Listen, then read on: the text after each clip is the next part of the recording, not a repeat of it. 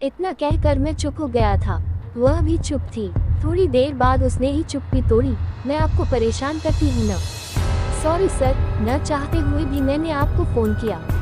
बात यह है कि 1 सप्ताह के लिए मैं बाहर घूमने जा रही हूँ, इसलिए सोचा कि सर को। कहाँ जा रही हो? जी गुजरात, द्वारिकाधीश। पति के साथ जा रही हो? साथ में और कौन कौन जा रहा है?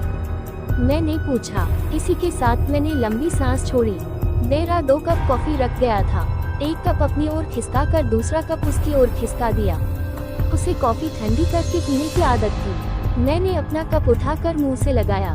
कप टेबल पर रखते हुए कहा, एंजॉय करने का टाइम है, करो। ईर्ष्या हो रही है क्या? मैं तो वही करना चाहती हूँ जो आपको अच्छा लगे, पर पास रहती हूँ तो भी आपको अच्छा नहीं लगता और दूर जा रही हूँ तो भी आपको अच्छा नहीं लग रहा। आखिर मैं करूँ तो क्या करूँ? मर जाऊँ? कॉफी अच्छी है, कहकर मैंने चुस्की ली। वो वैसे ही बैठी रही। वो कॉफी ठंडी कर रही थी। मैं अपनी कॉफी पी गया। कप टेबल पर रख कर उसकी ओर देखा। पत्नी की याद आ गई। मन में आया कि कह दूं कि यह हमारी अंतिम मुलाकात है, अब हम आगे से नहीं मिलेंगे। तुम अपने परिवार में मन लगाओ, मैं अपने परिवार के साथ खुश सुखी हूँ। तुम भी अपने परिवार के साथ खुश और सुखी रहो।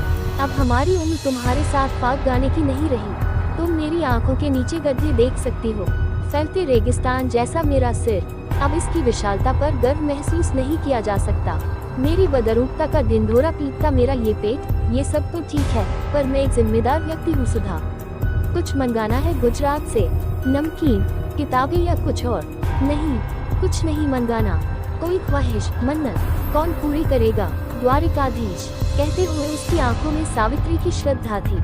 मैं खिलखिलाकर हंस पड़ा, पर उसकी श्रद्धा की ज्योति जरा भी नहीं डगमगाई। आपको हंसी आ रही है? उसने एकदम शांति से पूछा, धैर्य खोए बिना। एकदम अलग रूप। उस समय उसकी आधुनिकता अदृश्य थी। मेरी नास्तिकता से वह अनजान नहीं थी। फिर भी उसका इस तरह से कहना मुझे हंसने के लिए प्रेरित कर रहा था। इसमें कुछ अस्वाभाविक भी नहीं था। पढ़ी लिखी महिलाओं की इस तरह की इच्छाओं को मैं हंसी में उड़ाता था। बोलो, क्या चाहते हो? वह अभी भी पहले की ही तरह गंभीर थी। मुझे मजाक सूझा, मान लूं। उसने आंखों से ही हाँ कहा। सुधा, तुम मुझे पसंद नहीं या तुम्हारे प्रति आकर्षण नहीं, ये कहकर मैं खुद के साथ छल नहीं करूँगा। भगवान के प्रति मुझे जरा भी श्रद्धा नहीं है, पर तुम्हारी श्रद्धा की भी हंसी उड़ाने का मुझे कोई हक नहीं है। मुझे अब कोई लालसा नहीं है। मुझे जो मिला है वो बहुत है।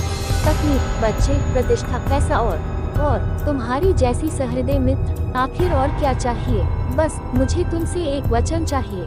क्या हमारे बीच ये पवित्रता इसी तरह बनी रहे? हमारी इस विरल मित्रता के बीच शरीर कभी न आए। मित्रता की पवित्रता हम इसी तरह बनाए रखें। हमारे बीच नासमझी की दीवार न खड़ी हो। बोलो, ये संभव है? मेरे इतना कहते कहते उसकी आंखें भर आई। कॉफी का कप खिसका कर वह बोली, मुझ पर विश्वास नहीं है सर, आपने मुझे बहुत सस्ती समझा। स्त्री हूँ न, इसीलिए।